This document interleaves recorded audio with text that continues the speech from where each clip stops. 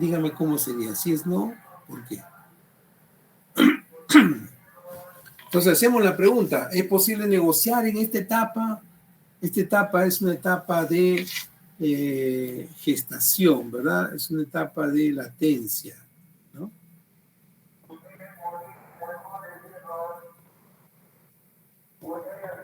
Esta etapa es una etapa de latencia. ¿Sí? Sí es posible conciliar. ¿Cómo sería esa negociación en esta etapa de latencia? Latencia o incubación también, ¿no? ¿Cómo sería esa negociación en esa etapa de latencia? Porque una de las partes ya lo ha percibido o se... Claro, porque Claro. una de las partes ha percibido que más adelante podría desarrollarse una situación de conflicto. Podría manifestarse. Y entonces trata de evitar el conflicto, ¿verdad? Y por eso entonces busca negociar en latencia, ¿no? Comienza a aclarar los puntos, ¿verdad? Comienza a aclarar los puntos para evitarnos contratiempos. Sería bueno quedar en algo, ¿verdad? Para evitar de repente nulidades, ¿no? Tendríamos que acordar algo. ¿Qué pasaría si yo te estoy vendiendo mi propiedad y tú no llegas a pagar el precio en la fecha prometida? ¿Qué hacemos? Me tienes que devolver mi propiedad, ¿no? Porque basta con que yo te diga, te vendo mi propiedad y ya te la vendí. El resto es solamente que tú cumplas con dar el precio. Pero ¿qué pasaría si no pagas en su fecha? Yo ya te vendí. Entonces, ¿cómo evitaríamos llegar a una situación de conflicto más adelante? Vamos a pelear. Por eso quiero que me pagues mejor todo adelantado, ¿no? Entonces de repente el otro dice, vamos a hacer una cláusula de reserva de propiedad. Es decir, si bien es cierto, la ley dice que basta tu consentimiento para que se produzca la compraventa, vamos a suprimir eso con el pacto de reserva de propiedad. Pero en este caso concreto, la propiedad la sigue conservando el vendedor hasta que el comprador pague el último sol del precio. Mientras no pague el último sol del precio, no hay venta. Pero pague el último sol, se produjo la transferencia, ¿verdad? Entonces, en previsión, mejor vamos a poner una cláusula de reserva de propiedad. ¿Qué hicieron las partes? Negociaron en latencia, ¿verdad? Para prevenir un conflicto. ¿Estamos? ¿No? Que nos hemos separado. Yo me quedo con la casa, dice el varón. Yo me quedo con la casa, dice el varón, porque yo la construí.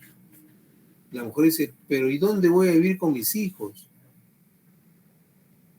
La mujer de repente dice, yo me quedo con la casa porque yo me quedo con los hijos.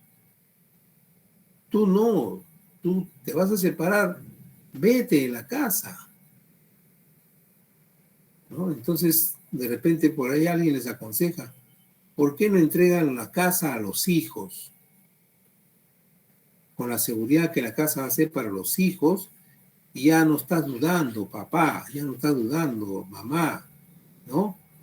De que se vaya a quedar ella con la casa para su segundo compromiso. Ya no, la casa es para los hijos.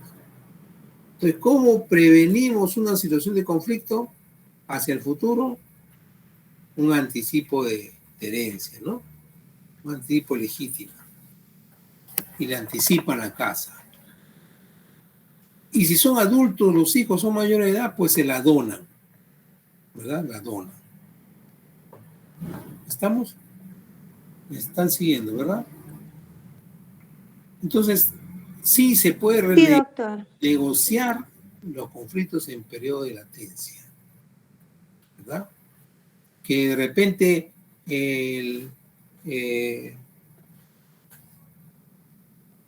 son varios hermanos, pero hay una hermana que vive en la casa, ella disfruta en la casa y los otros viven en casa alquilada, ¿verdad? Que hay temor porque ella es la hermana mayor y ella parece que de repente no vaya a hacer que le haga vender la casa. He escuchado que le quiere hacer vender la casa a mis papás y al final ella se lleva la plata y que hay desconfianza con la hermana mayor. Como ella, la hermana mayor, siempre nos ha gritado, nosotros siempre le hemos hecho caso. Entonces, ¿qué hacemos? Para evitar conflictos más adelante, entonces podemos hacer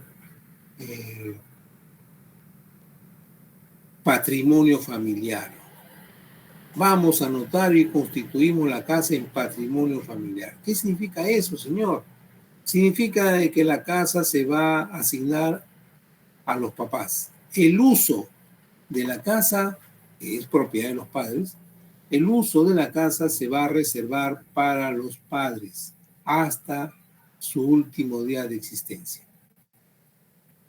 Por lo tanto, mientras existe el patrimonio familiar constituido en la casa a favor de los papás, esa casa no se puede dar en alquiler, no se puede hipotecar, no se puede usar para ningún préstamo, ¿verdad? Está protegida la casa, porque ese patrimonio familiar se va a inscribir en la ficha del inmueble, ¿verdad? Entonces ya ahora sí, todos los hermanos que viven en casa alquilada están seguros que la hermana mayor no va a poder vender la casa. Ni siquiera los papás van a poder vender la casa, porque se ha constituido el patrimonio familiar. Ellos van a disfrutar de la casa, pero no van a poder vender la casa. Listo, se acabó. Se previno un conflicto.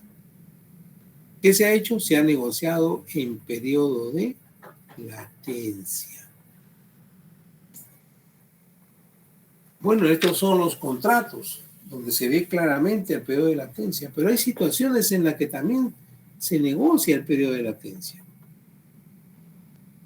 A ver, ¿qué ejemplos pueden dar ustedes sobre negocio en periodo de latencia? A ver, vamos a escuchar la participación de los alumnos. Ahora sí, ya han tomado su desayuno, son 9:30. Entonces, ¿cuáles serán aquellas situaciones en las que se puede negociar en periodo de latencia? A ver, vamos a escuchar algunos casos, así como estamos comentando, de repente casos más familiares, a ver, antes que expongamos algunos casos, a ver, por parte de ustedes, ¿qué otras situaciones a veces se negocian en periodo de latencia? Muy bien, vamos a esperar la participación de la audiencia.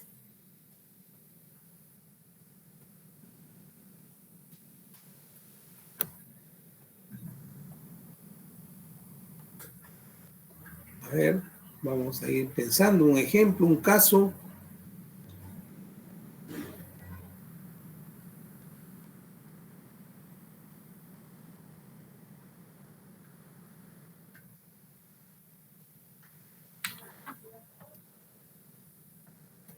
A ver, estamos esperando su participación. Doctor, Sí, a ver. podría Claro. ser en el caso de una pareja con un bebé, ¿Ya? que, bueno, ellos se casaron y, bueno, antes de casarse todo era muy bonito, se casaron, cuando ya tuvieron su primer hijo también iba todo bien y, bueno, cuando la hija ya tuvo 4 añitos, y la esposa mira que el esposo ya empieza a salir con sus amigos, que no la lleva, que empieza a tomar, se empieza a poner, empieza a salir mucho y se pone un poco agresivo. Uh-huh. En ese periodo ella se da cuenta de que la forma de actuar de su esposo está mal y puede ella, está en un periodo de, porque todavía, está en un periodo de latencia porque todavía no llega a los golpes, podría ser, y bueno, ella decide separarse de su esposo, ¿no? Ajá. Y bueno, para resolver el conflicto en fase de latencia, ¿no? Donde ella lo percibe antes que se pueda manifestar. Así es. Muy bien. Muy bien. Muchas gracias, Milagro. Un buen ejemplo para evitar la violencia familiar, para prevenir la violencia. Mira, a veces tú me tratas con falta de respeto. Mejor, ¿qué tal si, aunque sea un tiempo, me voy a vivir en la casa de mi mamá, de mis padres, ¿no? Con mis hijos, por supuesto. Tú tienes libertad de ir a ver a nuestros hijos, por supuesto, vas y ver a nuestros hijos. Nos ahorramos el alquiler de la casa de repente, pero sobre todo evitamos estarnos enfrentando, ¿no? Delante de nuestros hijos. ¿Te parece? Vamos a estar juntos, pero por favor, yo quisiera que mejor regresar donde mis padres. ¿Cuál es el propósito? Evitar violencia familiar, ¿verdad? Evitar violencia familiar. Por supuesto, es una forma de negociar un conflicto en periodo de latencia. Muy bien, Milagros. Me alegra que se haya entendido y sobre todo también vincularlo al tema de familia. Muy bien, Milagros. Muchas gracias, buen ejemplo. ¿Qué otros ejemplos pueden haber? A ver, escuchamos la participación de otros participantes. Ya tienen un punto referente con la exposición de Milagros. ¿Qué otros casos pueden haber?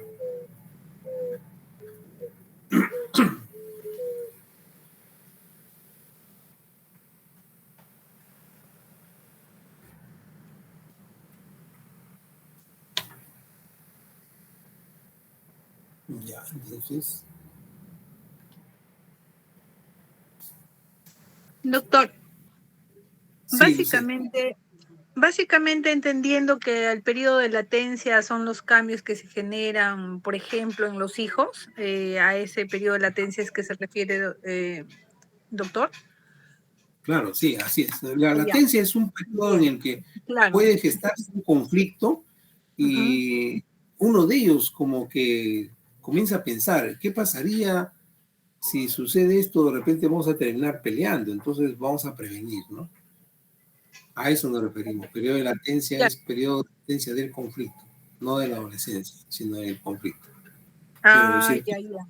Pero el lo caso, cierto, por ejemplo, doctor, más o menos se puede entender, por ejemplo, que surgen conflictos en la familia, por ejemplo, en el periodo que los hijos están en cambios en la adolescencia, ah, y, ya, y, bien, y no es difícil entender pues a los hijos que están en la adolescencia porque tienen un modo de pensar diferente, tienen un modo de pensar diferente, actuar diferente, y a veces se rebelan con las reglas y normas que se ha establecido en la casa. Entonces surge conflicto con el hermano, con la hermana, con los padres, y surgen conflictos respecto ¿no? del cumplimiento de las reglas que se ha plasmado antes, ¿no? En este caso, por ejemplo, ¿no? Una regla que se ha plasmado llegar a una determinada hora, que los hijos no deben llegar más de las 8 de la noche y de pronto empiezan a llegar a las 9, a las 10, no hacen caso, entonces faltan las reglas, entonces empieza a surgir un conflicto, ¿no?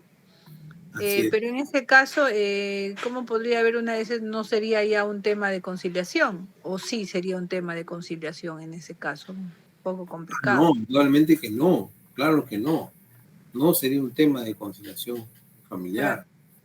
claro, pero sería un conflicto interno en el hogar, ¿no? En ese caso, Así es. Así periodo es. de latencia, sí, doctor. Entonces, tenemos una situación en la que los chicos adolescentes cuestionan las normas de la casa, la hora de llegada, por ejemplo, habitualmente es a las 8, pero ya ellos comienzan a las 10, las 11, las 12 de la noche, en las calles solitarias, arriesgándose, vienen a esa hora, pues sí.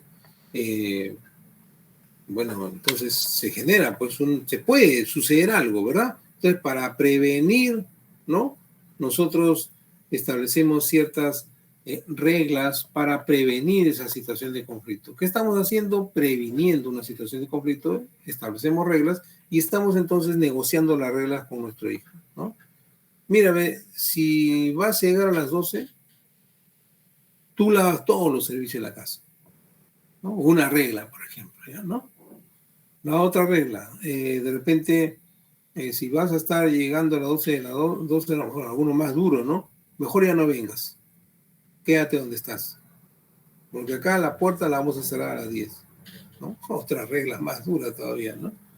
O si llegas a las 12, a las 10 se voltean las ollas, ¿no? Algo así, ¿no? Reglas más duras todavía, ¿no? Entonces, como que tratamos de prevenir y ponernos de acuerdo con nuestros hijos, ¿no? No, mamá, que bueno, entonces llega por lo menos a las 10 o a las 10 de la noche te puedo dejar que, ¿no? Ahí va a estar tu almuerzo. Pues llega más de las 10 ya no va a haber cena, ¿no? Ahí están negociando, ahí a veces, ¿no? Entonces, si llegas a las 12, igualito te tienes que levantar a las 6 de la mañana porque vayas a estudiar. Igual te voy a despertar, ¿no? Entonces, de ti depende, vamos a conversar, ¿qué te parece? ¿No? Llega entonces, de repente ya comienza a llegar a las 10 máximo, ¿no? ¿Qué tratamos de hacer? Evitar, ¿no? De repente una situación peor, ¿no? Y comenzamos a negociar en una situación de latencia. Por supuesto, acá conviene precisar los tipos de conflictos, ¿no?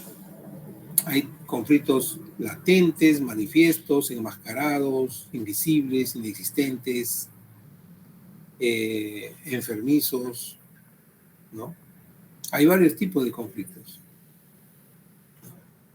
Entonces, ¿qué tipo de conflictos se está presentando en este ejemplo que nos está dando, ¿no? Habría que dilucidar un poquito qué tipo de conflicto es, ¿no? Bien, eso lo dejamos para después, qué tipo de conflictos se está dando. Bien, entonces, más o menos creo que hay dos ejemplos que han tratado de aproximarse. Sí, Naida, te escuchamos. Doctor, buenos días. Otro conflicto que se puede dar una latencia, como usted dice, es cuando los padres ya empiezan a entrar a la edad adulta, no ser ancianos, mejor dicho, y tienen más de 4 hijos y ya pues mamá o papá ya no pueden hacer lo que antes hacían, ¿no? Lo habitual que era poderse lavar o poder cocinar. Entonces surge el conflicto de qué hijo o si todos los van a ver a sus padres. Ajá. Y bueno, uno de ellos, como dicen, un acuerdo sería, pues, ¿no? Que cada uno por mes, o si no, pagar a la hermana que está soltera o al hermano que está soltero. Surge ahí un conflicto también, doctor. Muy bien, No. bien acertado. Ya, gracias, doctor. Lo que ha dicho Naida, bien acertado. Sí, son situaciones que se dan, ¿no? Sí se dan esas situaciones.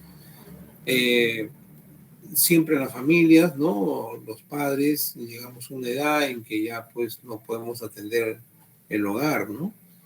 Podemos correr el riesgo de caernos, de rompernos la cabeza, enfermarnos, resfriarnos.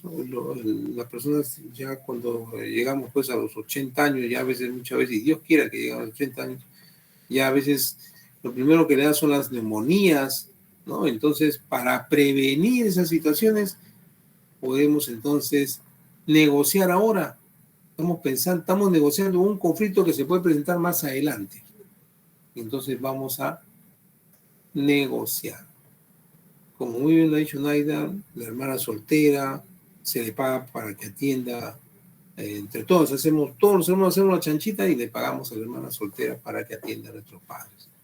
O se preocupe de estar ahí. O cada uno se va rotando, esa función, ese rol se va rotando, ¿no?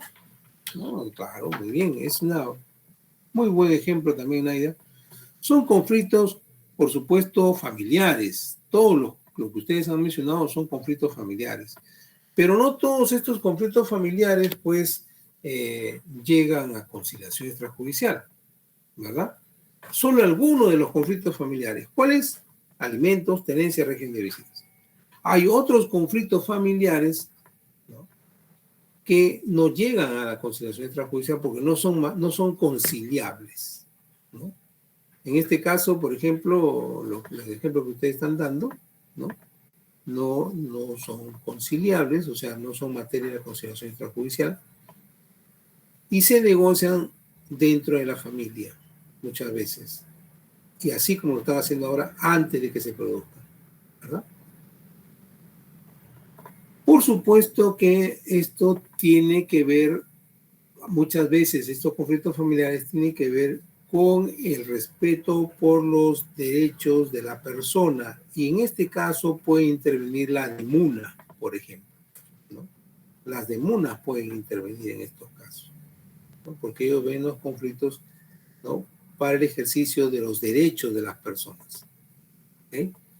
Entonces podría por ahí la demunas atender este tipo de conflictos, ¿no? Pero no en conciliación. En conciliación solamente van a llegar los conflictos familiares relacionados con alimentos, régimen de tenencias y régimen de visitas. Nada más. Muy bien. Si de repente alguien tiene otros ejemplos, enhorabuena, para enriquecer el conocimiento en el aula, ¿no? Entonces, tenemos claro que se puede negociar en periodo de latencia. Tenemos claro eso. Y esa es la actitud y el perfil que debe desarrollar el conciliador. ¿Okay? El conciliador debe desarrollar esa actitud y esa aptitud de percibir las situaciones de conflicto. Esa es una habilidad que nosotros tenemos que desarrollar en familia para evitar los conflictos, para transmitir esa misma actitud también a las partes conciliantes. Se trata de también hacer función de docencia con las partes conciliantes, ¿verdad? Es decir, aprender a solucionar nuestros conflictos en casa, negociar nuestros conflictos, prevenir nuestros conflictos, negociarlos en periodo de latencia. Cuando de repente el operador de telefonía móvil, ¿no?, sea Claro, Entel, Movistar, Enel, en fin, bueno, lo que sea, te llama y te dice, señorita, señor, joven, en fin, recuerde que estamos de promoción, mayores megas, mayores no sé cuánto, más puntos, en fin. ¿Qué está haciendo contigo? Está negociando contigo, ¿verdad? Antes que te vayas a otro operador, para que no te vayas a otro operador, eso sería un conflicto para la empresa, que te vayas, que los abandones. Entonces, ¿qué hace? Ya te está regalando algo para que no te vayas, ¿verdad? Entonces, eso es negociación en latencia, ¿verdad? Eso es negociación en latencia. Muy bien, entonces, vamos entonces a hacer un receso, son 9:53. Vamos a hacer un receso de unos minutos hasta las 10:10, ¿no? Hasta las 10:10.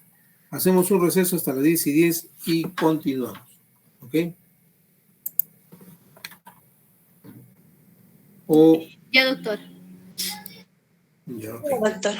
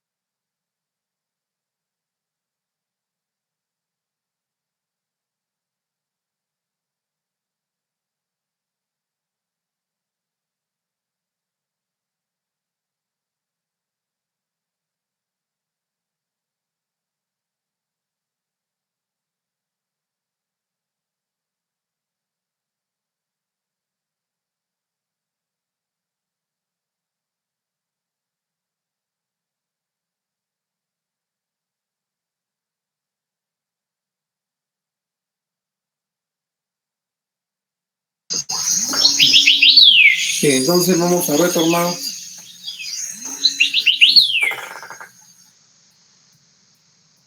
Nos alistamos para retornar.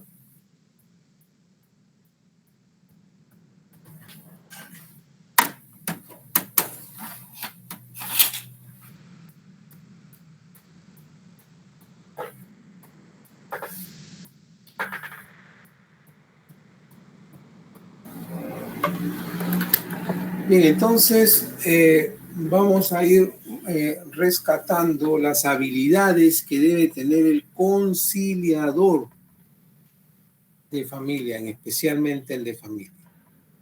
Esta habilidad no es otra que la connotación positiva. ¿Okay? Vamos a escribir en el chat para que ustedes lo tengan presente. Connotación positiva.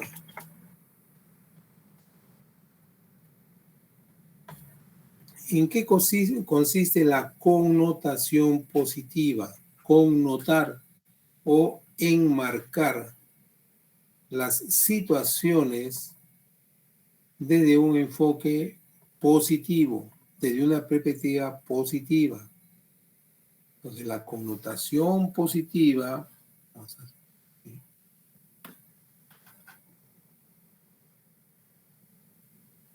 consiste en enmarcar, connotar las palabras, las frases o las situaciones desde un enfoque positivo. ¿Y qué significa el enfoque positivo?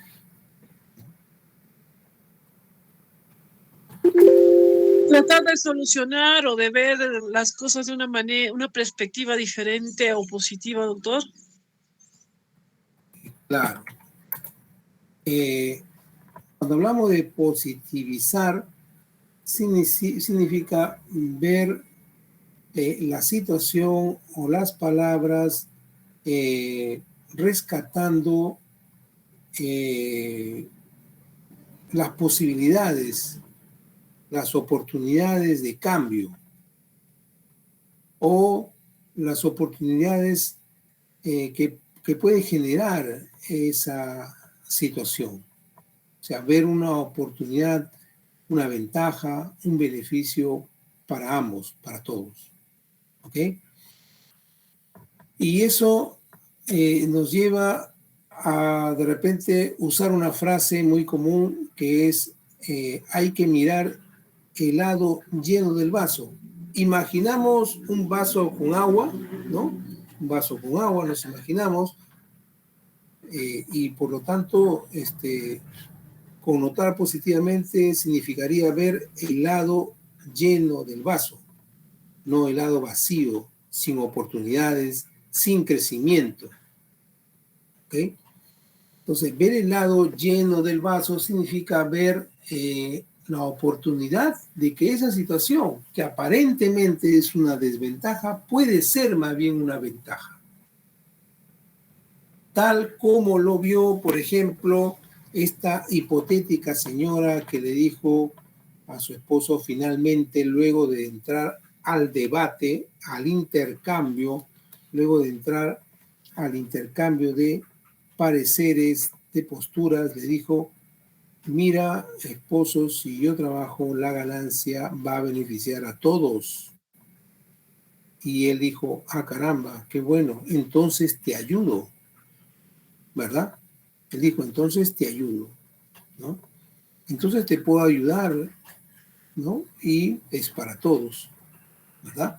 Entonces, ¿qué pasó? Él vio indudablemente con una connotación positiva que trabaje la esposa en casa.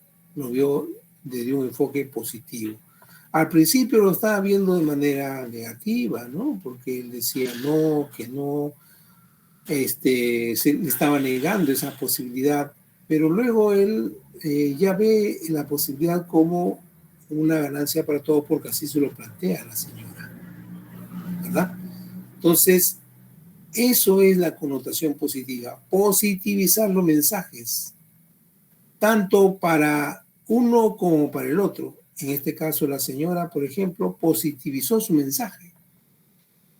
Le dio, como quien dice, una perspectiva como para que el otro sienta que realmente no solo se beneficia a ella, sino se benefician todos. Connotó su mensaje positivamente.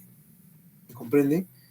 Es tratando de mostrarle al otro también que esto puede ser una oportunidad para ambos. ¿Ok? En eso consiste la connotación positiva. Connotar, enmarcar los mensajes en una perspectiva favorable. Y esta es una habilidad que nosotros debemos de desarrollar en todas nuestras relaciones. ¿Ok? En todas nuestras relaciones. Y sobre todo en las relaciones familiares. Y, por supuesto, transmitir también durante la conciliación familiar. Cuando, por ejemplo, ustedes ven un caso de conflicto familiar, tienen que hacer ver a las partes cuáles serían, pues, las ventajas, los beneficios mutuos en caso llegaran a un acuerdo hoy día, ¿verdad? Entonces, de esa forma, nosotros aplicamos la connotación positiva con nuestras preguntas.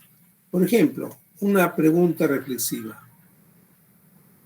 ¿Se ha puesto a pensar usted que si hoy día llega a un acuerdo sobre alimentos, más adelante sus hijos van a sentirse muy agradecidos con usted? ¿Verdad? Entonces, estamos connotando la petición de alimentos de manera positiva, ¿verdad? Para que la otra parte entienda, pues, el mensaje desde un enfoque beneficioso, ¿ok? Entonces, esta habilidad tiene que ser permanente, ¿no? De nosotros, siempre connotar positivamente los mensajes. Pero, por supuesto, hay mensajes muy... A ver, Marco Antonio Maraví, por favor, marcas tu asistencia en el chat para que quede evidencia de tu participación. Ok, gracias. Bien, entonces, es de esa forma como nosotros entendemos la connotación positiva. Pero hay mensajes que son sumamente y altamente agresivos.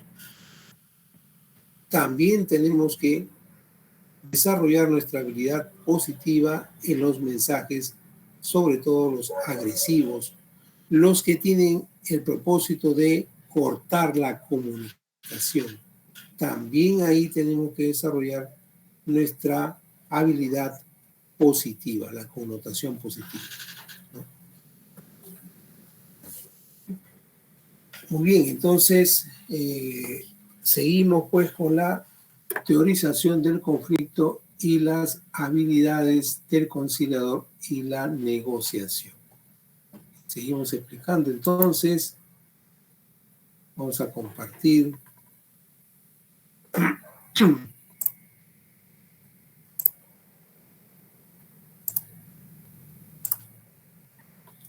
Y nos quedamos aquí.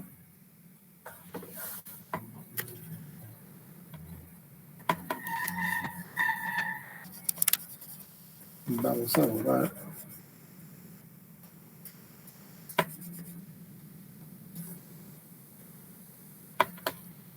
A nosotros nos va a llegar los conflictos manifiestos. No vamos a conciliar conflictos en latencia. Vamos a conciliar conflictos manifiestos. ¿Okay?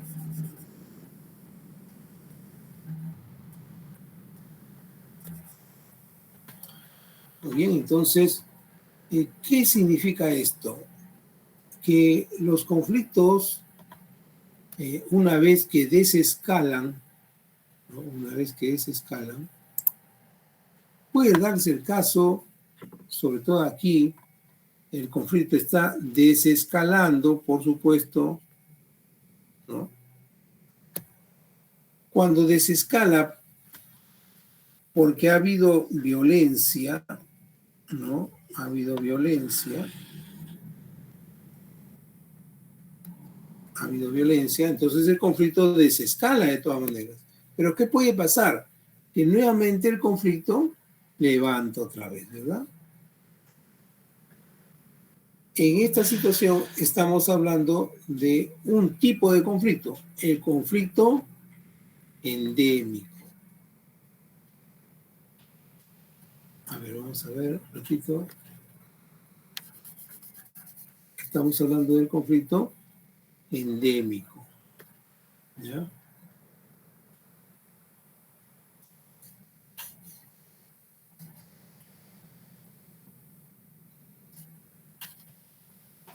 El conflicto endémico o enfermizo es el conflicto que se vuelve a presentar. ¿Por qué? Porque nunca se resolvió.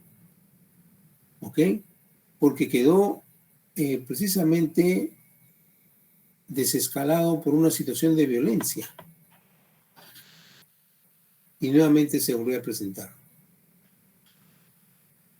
No hubo allanamiento, no hubo imposición o no hubo una negociación dura, se vuelve a repetir.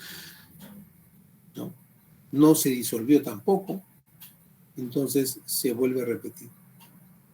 Se transforma en un conflicto endémico. Y a veces tenemos nosotros en la casa esas noticias que decimos, por ejemplo, de mi mamá o mi hermana es así, por favor, compréndanos, ella es así, mi hermana o mi hermano es así. No cambia, no puede cambiar, no cambia. Entonces, los psicólogos también nos dicen a veces, no cambia, ¿no? Eso no es del todo cierto. No es del todo cierto. Sí se puede cambiar. La personalidad no se agota en el yo. Tenemos el temperamento, tenemos el carácter, tenemos la voluntad, ¿verdad? Tenemos los sentimientos. Sí se puede cambiar. ¿Okay? Tal vez no como quisiéramos, pero sí se puede llegar a cambiar. ¿Okay? Se puede modificar o concientizar y abstenerse de incurrir en ciertas conductas. ¿Okay? Entonces, por supuesto, ¿no? A veces decimos, no, ella es así, y ¿qué se está buscando? Se está buscando que se acepte una situación de conflicto permanente, ¿no? Que de repente él es un incumplido permanentemente, es así y punto, siempre va a incumplir, ya lo conocemos, ¿no? Y es que no se está resolviendo el conflicto. Se ha vuelto un conflicto endémico, conflicto persistente ahí, que siempre se va repitiendo, ¿no? En este caso, tenemos que ser, por ejemplo, hay conflictos endémicos, ¿no? Como las situaciones de falta de respeto, ¿no? Se hace constante la falta de respeto.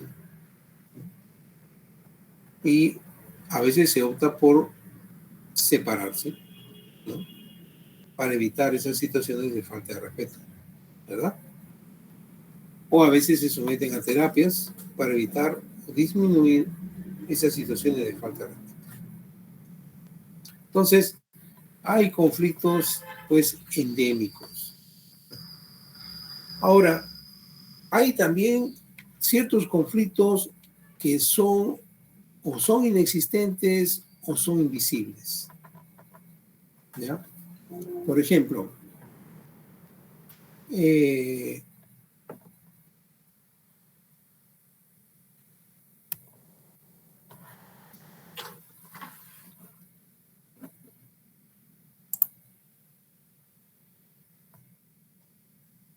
A ver, los conflictos, por ejemplo,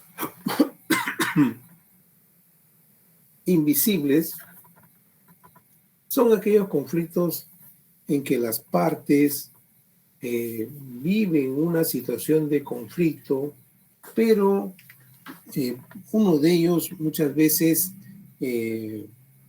no siente que está viviendo esa situación de conflicto. ¿Ok? No lo siente, no lo ve, no ve su situación de conflicto. O hay otros casos en que sí ve la situación de conflicto, sí lo siente, pero lo justifica. ¿Ok? Sí, yo sé que la situación está mal, ¿no? Sé que es así, pero lo justifica. ¿Ok? Eso también. Entonces, cuando nosotros decimos... ¿Verdad? Sí, mediano, sí. A ver.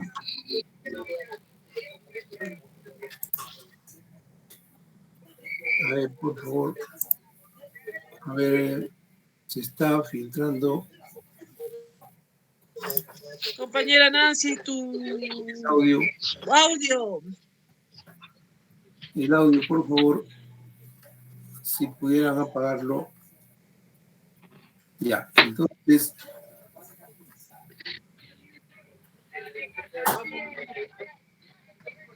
A ver, vamos a controlar el audio para que no haya interferencia. Por favor, pregunta, ¿qué será? tienen que apagar su audio. Entonces,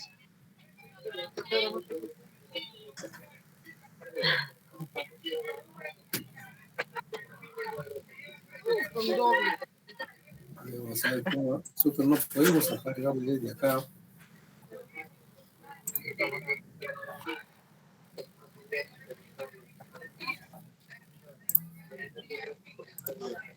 no te gusta largo, cortito, ¿no?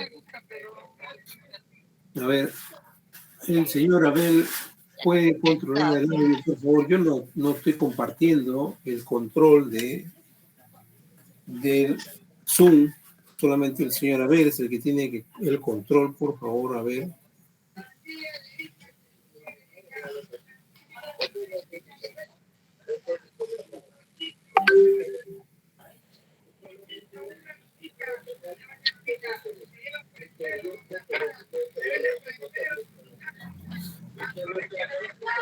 Abel, señor Abel.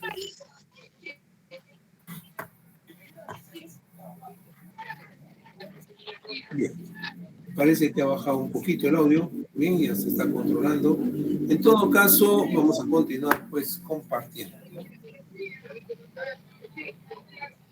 Estamos mencionando que hay casos en que las personas viven una situación de conflicto, pero no lo ven. No sienten que están viviendo una situación de conflicto.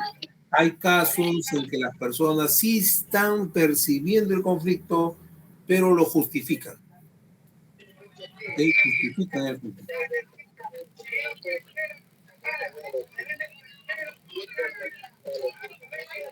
En ese caso, que se justifica la situación del conflicto,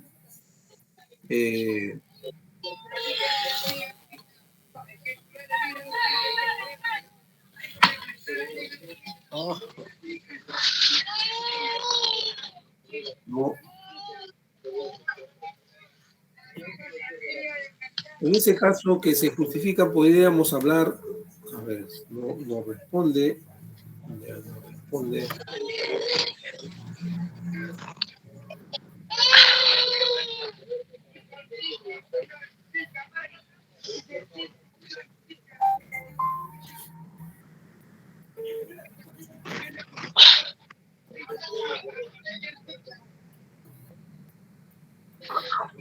Por favor, señor.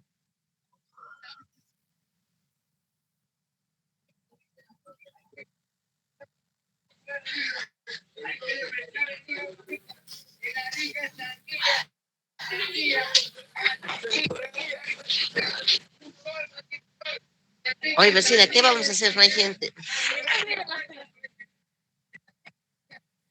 Pero está difícil, ¿ah?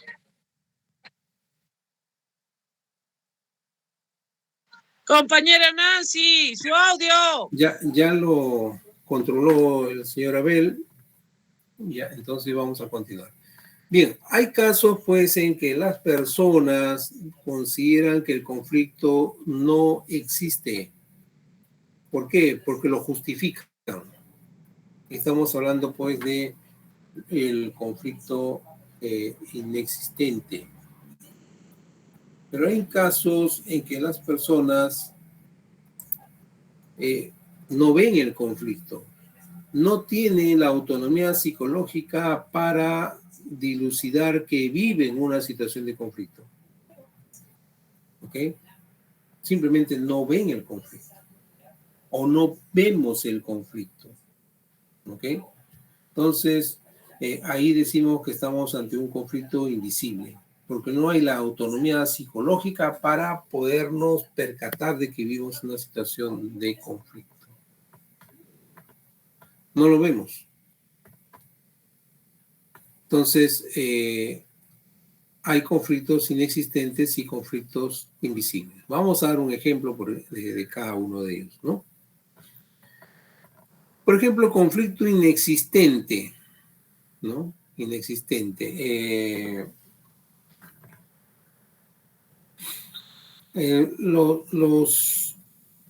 El castigo, el maltrato, la sanción, ¿no? El trabajador que, por ejemplo, llega a su trabajo fuera de hora, ¿no? Llega a su trabajo fuera de hora. Y llega al trabajo y después de la tolerancia llega todavía y le descuentan, ¿verdad? Y él dice, ah, caramba, bueno, pues me lo merezco, ¿no? En realidad es lo correcto.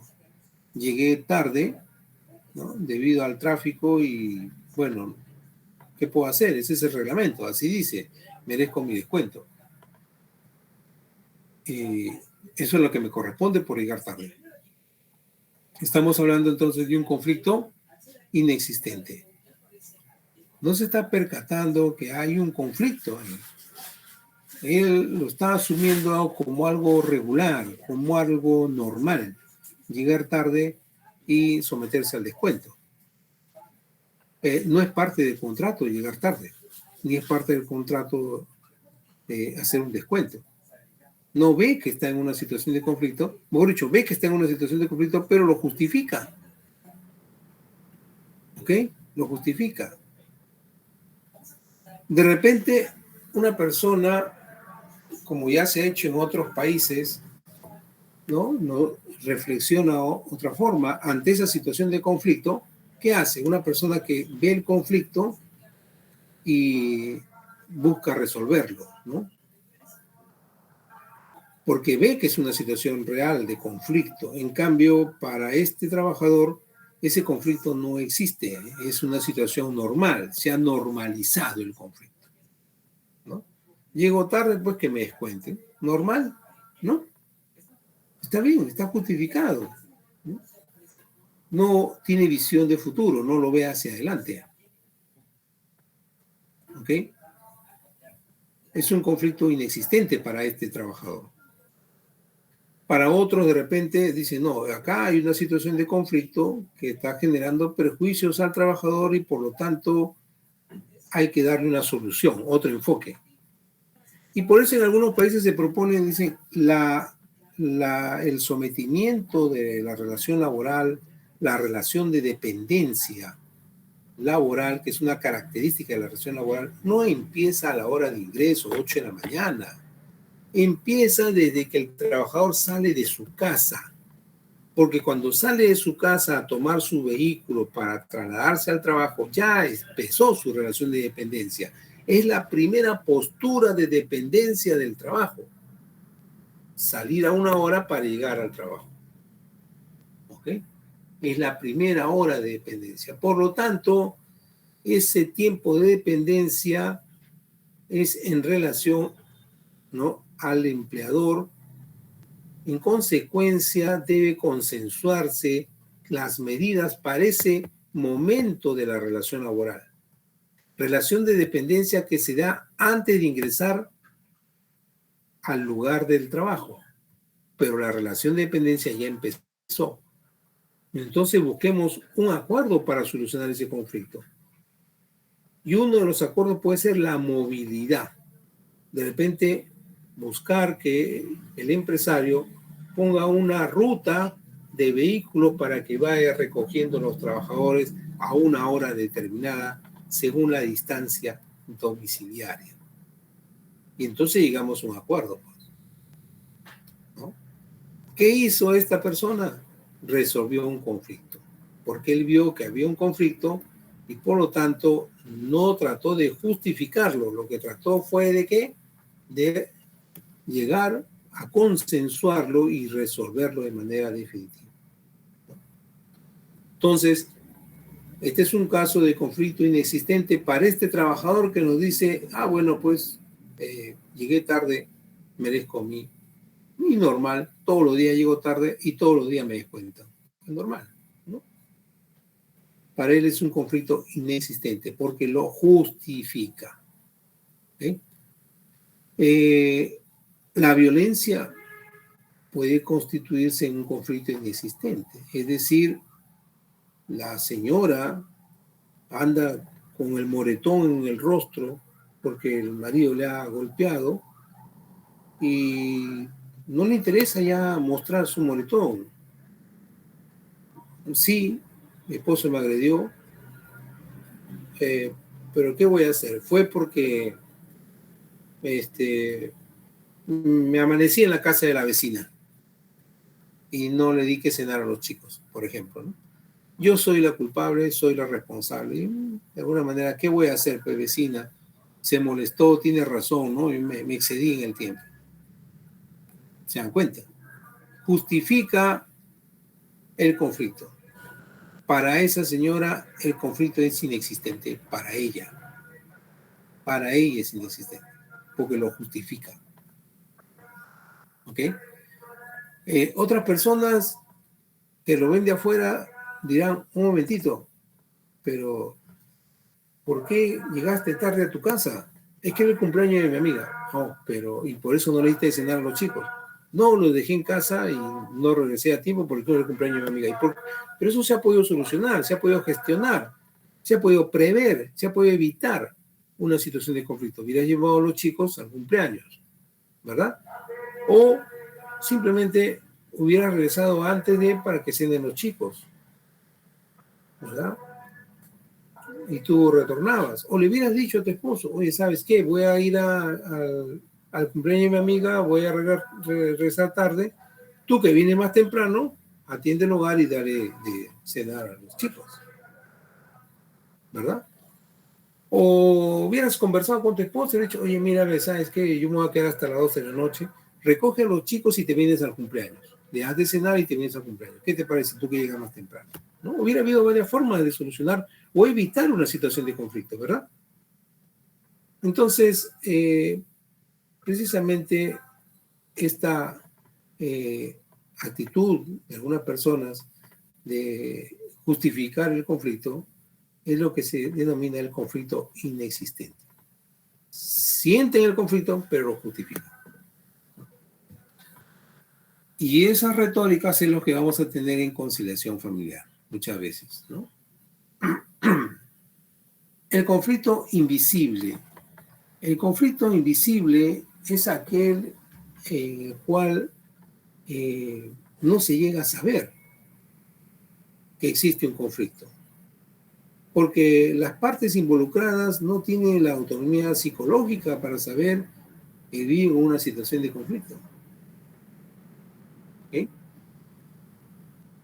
Entonces, es un conflicto invisible. Y por lo tanto, nadie lo ve, porque es invisible para todos los demás. Ahí estamos hablando de conflicto invisible porque es invisible para todos los demás. ¿Ok? Nadie ve el conflicto porque las partes no tienen la autonomía psicológica para exponer esa situación de conflicto. ¿Ok? Es invisible para los demás. No se muestra. Queda en casa como usando una frase, ¿no? Queda en casa, ahí escondido, ¿no? Los trapos viejos se lavan en casa, decían antes, ¿no? Eso favorece el conflicto invisible. Nadie lo ve, ¿verdad? Nadie lo ve. Y como nadie lo ve, nadie lo gestiona. Como nadie lo muestra, nadie lo gestiona. Es un conflicto invisible. Por ejemplo, el abuso infantil bajo amenaza en las casas, ¿no?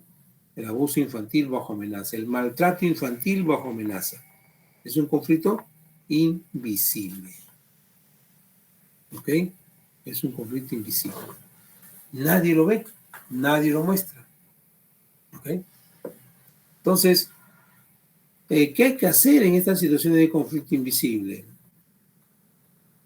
Bueno, en estos casos, por ejemplo, debido a que las partes no lo muestran porque no conocen o no tienen la autonomía psicológica como la fortaleza de denunciar, ¿no? Por ejemplo, el Código de los Niños y Adolescentes ha previsto que los niños pueden ir a denunciar sin necesidad de estar acompañados de sus padres. Y entonces se promueve la comunicación dirigida a los niños. Si el Código del Niño y del Adolescente promueve que los niños puedan ir a denunciar un hecho de violencia sin estar acompañados de nadie, y los organismos tuteladores de estas violencias inmediatamente tienen que activar sus protocolos a la sola manifestación de un menor, en consecuencia, pues, tiene que promoverse mecanismos, ¿verdad?, que hagan visibles los conflictos para aquellos que no tienen la fuerza psicológica de mostrarlos, los niños, por ejemplo. Entonces, debería de difundirse, ¿no?, a través de la televisión, ¿no?, a los chicos, a los niños. Niño, tienes 10 años, 8 años, puedes ir a la comisaría más cercana a denunciar si estás sujeto a violencia, ya sea por tus padres, ya sea por tu maestro, ya sea por tus amigos o alguien más grande que tú. Cualquier violencia puedes comunicarlo a la comisaría más cercana, niño, joven, adolescente, menor de edad, ¿no? Entonces, no necesitas ir acompañado de tus padres. De esa manera, ¿qué hacemos? Visibilizamos los conflictos. Podría ser una ayuda, ¿verdad? Yo he estado en Bagua también dictando el curso de conciliación y ahí han adoptado en los colegios usar unas cajitas, unas cajas así como los botiquines, unas cajas con sus ranuritas, como una alcancía, y ahí los niños dejan sus cartitas precisamente para hacer sus consultas, para mostrar aquellas situaciones en las que puedan sentirse amenazados o vulnerados en sus derechos. Es una forma de visibilizar aquellos conflictos para aquellas personas que por razones de su edad, por razones de su dependencia psicológica, muchas veces no muestran la situación de conflicto que están viviendo, ¿no? Entonces es una forma de luchar contra los conflictos invisibles. ¿Ok? No sé si me están siguiendo, ¿verdad? Mira, en conciliación familiar también vamos a escuchar esos comentarios, los conflictos invisibles, los conflictos inexistentes, ¿verdad? ¿Y qué hacemos ante los conflictos de estos tipos? Vamos a emplear precisamente la normalización, la mutualización. ¿Ok? Entonces, nosotros ya tenemos una habilidad, la connotación positiva, ¿verdad? Tenemos que desarrollar también otra habilidad, la segunda habilidad, que viene a ser la de la escucha activa.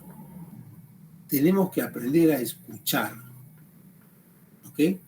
Aprender a escuchar precisamente para conocer las vivencias de los conciliantes. Entonces tendremos que aprender a escuchar. Y esto implica, pues, indudablemente, reconocer, escuchar para reconocer qué. Reconocer si es un conflicto endémico, es un conflicto invisible, es un conflicto inexistente, ¿verdad? O es un conflicto en latencia. ¿Ok? Entonces, vamos a escuchar para saber cuál es el mapa del conflicto. Vamos a escuchar para saber cuáles son los intereses de las partes, ¿verdad? Entonces, otra habilidad es la escucha activa. Tenemos la connotación positiva y la escucha activa. La escucha activa es saber escuchar al otro, ¿verdad? Entonces, son dos habilidades, ¿no?, muy importantes que el conciliador debe desarrollar en conciliación familiar. Bien, vamos entonces a poner el PPT.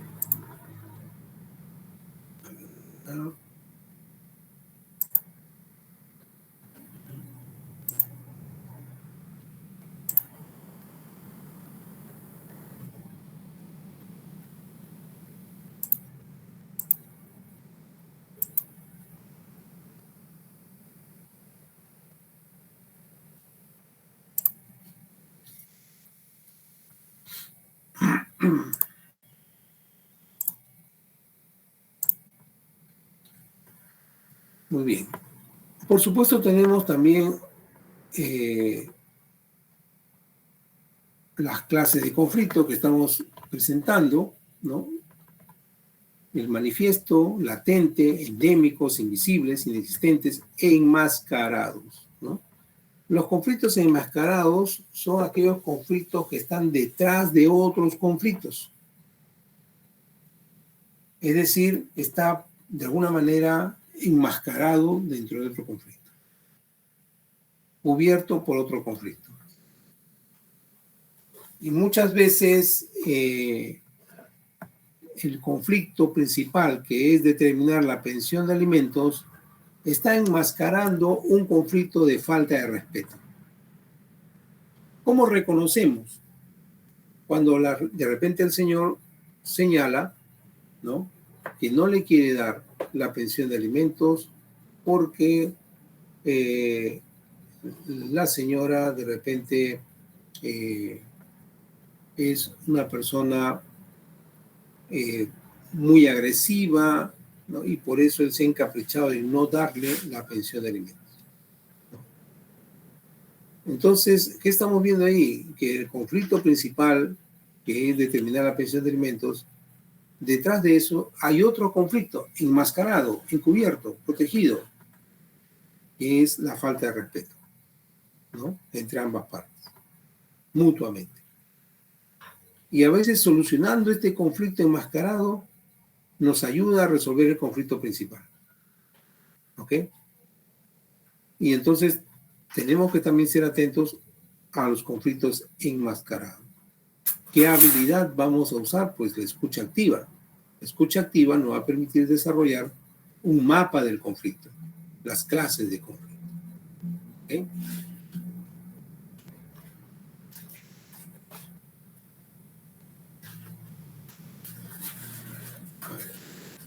Vamos a irnos a este cuadrante.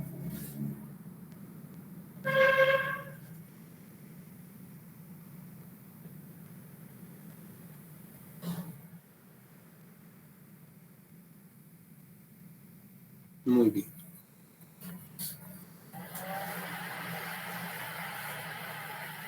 Nosotros también tenemos que trabajar en el tema de conflicto los comportamientos, ¿verdad? Estos son los comportamientos que habitualmente nosotros percibimos en las partes conciliantes, ¿verdad? Es decir, competencia, evasión, sumisión, colaboración. A ver, vamos a ver si es que nos están siguiendo. Bien, Aquí llamamos un comportamiento de competencia, por ejemplo.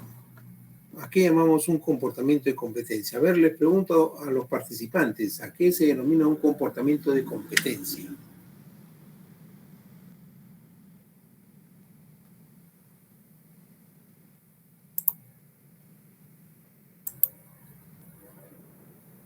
A ver, ¿a qué se denomina un comportamiento de competencia? Se ve el PPT, ¿verdad? ¿Se visualiza? Sí, doctor. Ok, entonces, aquí Buen día, doctor. Magali casi le saluda. Buenos días, Magali. ¿Qué tal, doctor? ¿Podría ser, doctor, al tema de el comportamiento de cada uno de los que están en esta discusión? Claro. O sea, la forma de cómo se comporta cada uno de los que están metidos en este conflicto. Así es, así es. Ya, empezamos bien. Claro que sí. Nos referimos al comportamiento de las partes durante la conciliación.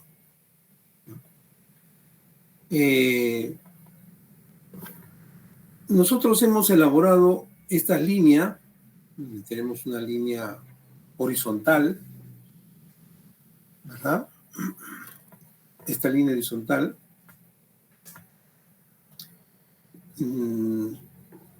que termina con la palabra relación, y tenemos una línea vertical a la que le hemos puesto al final el nombre de objeto. Objeto y relación. Cuando nosotros estamos utilizando estas dos líneas, nos estamos refiriendo a algo muy sencillo. El ser humano tiene, por supuesto, varios aspectos dentro de los cuales, varios ámbitos dentro de los cuales el ser humano se despliega como ser humano, ¿no? El ámbito corporal, el ámbito psicológico, el ámbito relacional y el ámbito comunicacional. A través de estos cuatro espacios se desenvuelve nuestra personalidad, nuestro ser, ¿verdad?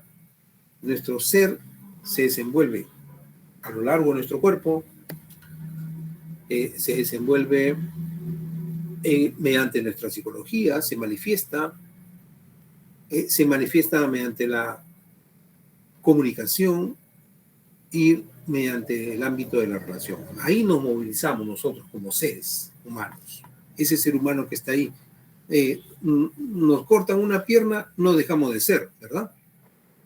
No dejamos de ser, seguimos siendo la misma persona, ¿no? Y nos desenvolvemos bajo nuestra misma relación de repente y bajo los mismos términos de comunicación como siempre nos hemos desenvuelto. Entonces, son 4 ámbitos de desarrollo de la persona. Las relaciones que se establecen, ¿no? Se sostienen por un objeto. Por ejemplo, hoy día, entre ustedes y mi parte hay una relación, ¿verdad? Hay una relación entre ustedes y mi parte, ¿no? Y si esa relación que hay entre ambos es por un motivo. Ustedes están por el motivo de la clase y yo también estoy por el motivo de la clase. ¿Ok? Entonces, el objeto es el motivo de la clase. El objeto viene a definir el contenido de la relación. ¿Ok? En este caso, el objeto es la clase y va a definir ciertas obligaciones para ustedes que están en un extremo y ciertas obligaciones para mí que estoy en el otro extremo. ¿Verdad? Entonces, el objeto define la relación. Si, por ejemplo, el objeto fuera conocernos, ¿no? Y entramos a otro momento, mediante otra reunión, para conocernos a qué nos dedicamos en el día a día, ¿verdad? Entonces, la relación va a ser otra, porque el objeto es otro. El objeto define la naturaleza de la relación. En ese caso, si nos vamos a conocer, seguramente que va a ser una relación coloquial, en otros términos, ¿verdad? ¿Por qué? Porque el objeto va a definir la naturaleza de la relación.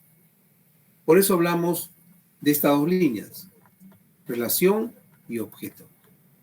Siempre se van a dar en toda comunicación. Nancy Güere levantó la mano. Sí, Nancy, te escuchamos.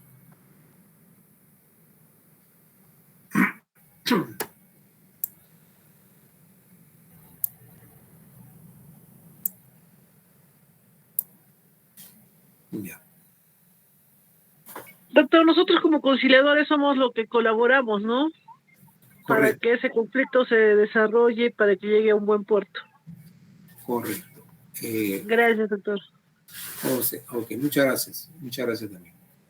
Bien, entonces acá nosotros decimos, por ejemplo, competencia. En la competencia, las partes quieren hacer su interés sin importarle cómo sea la relación, sin importarse que la relación tenga sentido negativo. O sea, esta línea de relación tiene sentido negativo. ¿Por qué? Porque en el cuadrante de la competencia a las partes no les interesa cómo se dé la relación. Lo que les interesa es hacer su interés. Hacer su interés. Por eso ponemos positivo para el objeto y negativo para la relación. Positivo por el objeto porque uno de ellos hace su interés, ¿no? Pero la relación se deteriora, se sacrifica. Por eso ponemos estos signos en el cuadrante de la competencia. En la evasión, ¿verdad? En la evasión, ninguna de las partes realiza su interés sobre el objeto. Por eso ponemos negativo para el objeto. Y por lo tanto, la relación no mejora. Simplemente se mantiene la relación negativa. Por eso en evasión ponemos en este cuadrante negativo para la relación y negativo para el objeto. Asimismo, en la sumisión, nosotros decimos, por ejemplo, que en la sumisión, uno de ellos se allana o cede sus expectativas, cede su interés sobre el objeto. Por eso en la sumisión, al darse esa situación de cesión de uno de ellos, hay uno que no realiza sus expectativas sobre el objeto y por eso ponemos negativo para el objeto. Pero su sacrificio está orientado a mantener la relación. Por eso ponemos positivo para la relación. Entonces, en la sumisión generalmente se da esta situación. Negativo para el objeto, positivo para la relación. Y en el cuadrante colaborativo,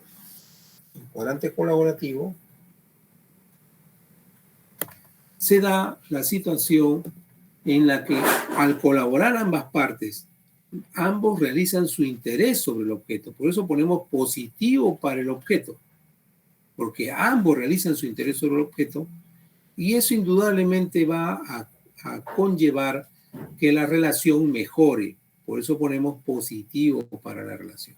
Entonces, en el ámbito colaborativo se da esta situación.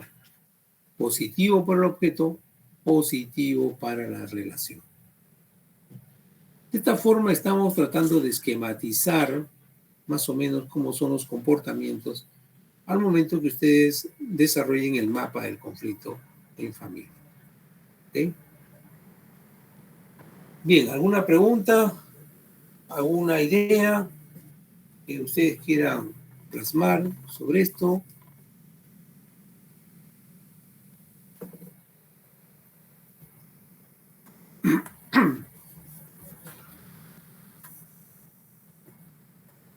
No sé si a ustedes antes le habrán explicado de esta forma.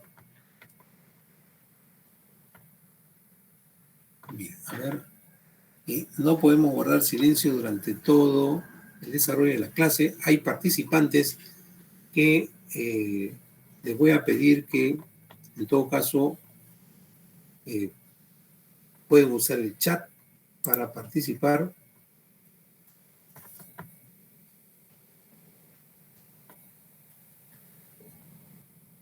Ya, Evelyn, no hay problema, marca tu asistencia.